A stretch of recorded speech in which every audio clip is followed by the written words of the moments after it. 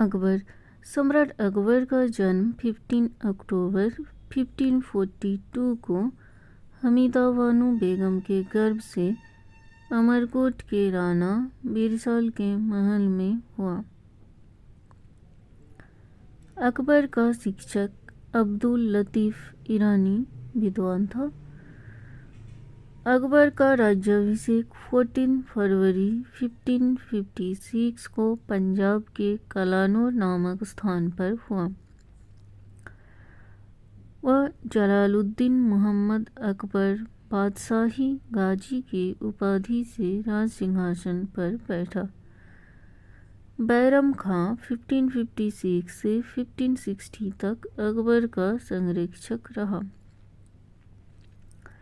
पानीपत की दूसरी लड़ाई 5 नवंबर 1556 को अकबर और हेमू के बीच में हुई थी।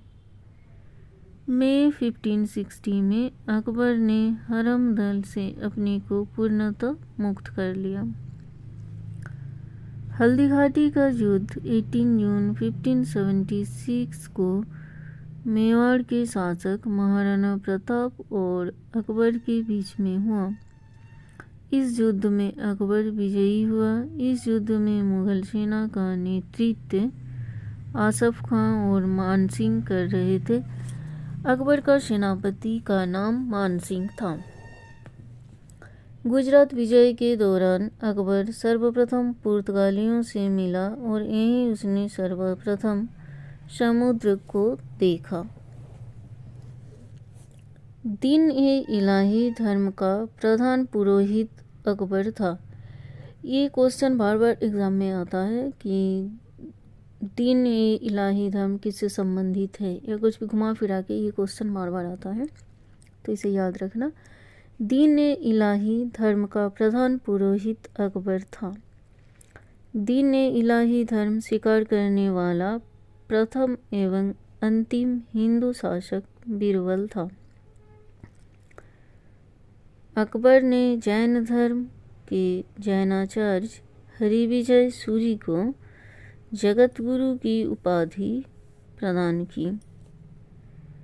अकबर के दीवान राजा टोडरमल ने 1580 में 10 साला बंदोबस्त व्यवस्था लागू किया था। राजस्व प्राप्ति की जब्ती प्रणाली अकबर के शासनकाल में प्रचलित था। अकबर के दरबार के प्रसिद्ध चित्रकार अब्दुल समद था। अकबर के शासनकाल के प्रमुख गायक तानसेन, राज बहादुर, बाबा रामदास एवं बैजू बावरा थे। अकबर के दरबार का प्रसिद्ध संगीतकार तानसेन था। अकबर के दरबार के प्रमुख चित्रकार अब्दुल समद थे। इनके अलावा और भी जो चित्रकार अकबर के दरबार में थे वह हैं दसवंत एवं बसावन। अकबर की शासन प्रणाली की प्रमुख विशेषता मनसबदारी प्रथा थी। अकबर के समकालीन प्रसिद्ध सूफी संत शेख सलीम चिश्ती थे। अकबर के समकालीन प्रसिद्ध सूफी संत शेख सलीम चिश्ती थे। अकबर को सिकंदराबाद के निकट दफनाया गया था। अकबर के दरबार को सुशोभित करने वाले 9 रत्न थे।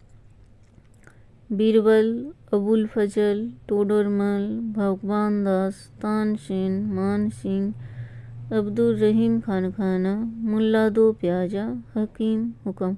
अगेन ये काफ़ी इम्पोर्टेंट है ये पॉइंट। अकबर के दरबार को सुशोभित करने वाले 9 रत्न कौन कौन से थे।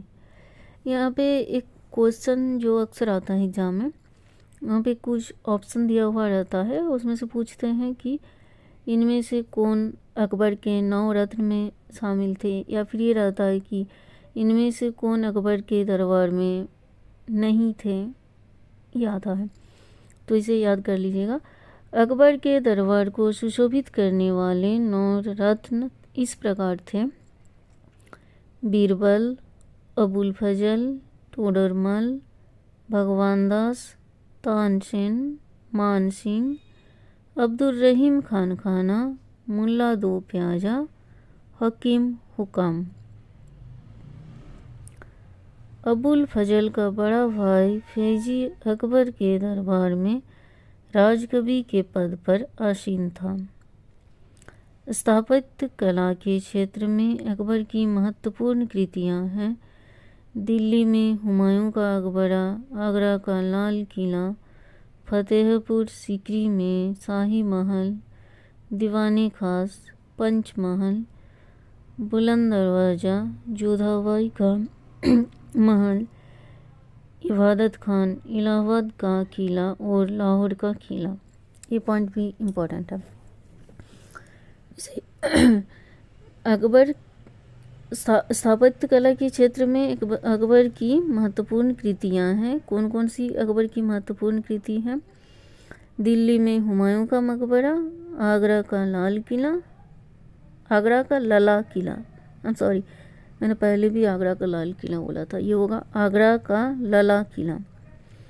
फतेहपुर सीकरी में शाही महल, फतेहपुर सीकरी में शाही महल, दीवाने खास, पंचमहल, बुलंद दरवाजा, जोधाबाई का महल, इबादत खान, इलाहाबाद का किला और लाहौर का किला।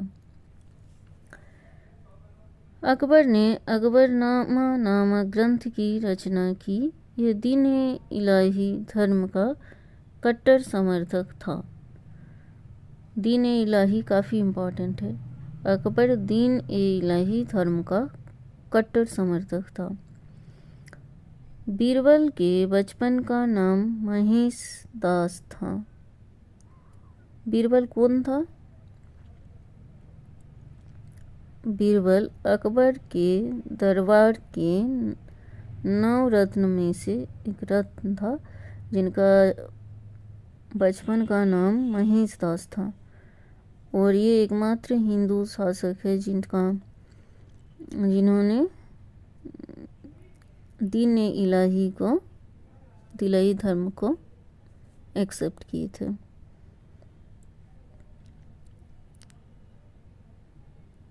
और आगे देखते हैं। संगीत सम्राट तानसेन का जन्म ग्वालियर में हुआ था। इनकी प्रमुख कृतियां थी मियाँ की टोढ़ी, मियाँ का मल्हार, मियाँ का सारंग आदि। अकबर ने तानसेन को उपाधि दी थी। ये उपाधि कौन कौन सी थी? कंठाभरण, बानी विलास। अकबर ने भगवान दास, जो कि आमेर के राजा भारमल के पुत्र थे, उनको अमीर उल उमरा की उपाधि दी। यूसुफ जाइयों के विद्रोहों को दबाने के दौरान बीरबल की हत्या की गई थी।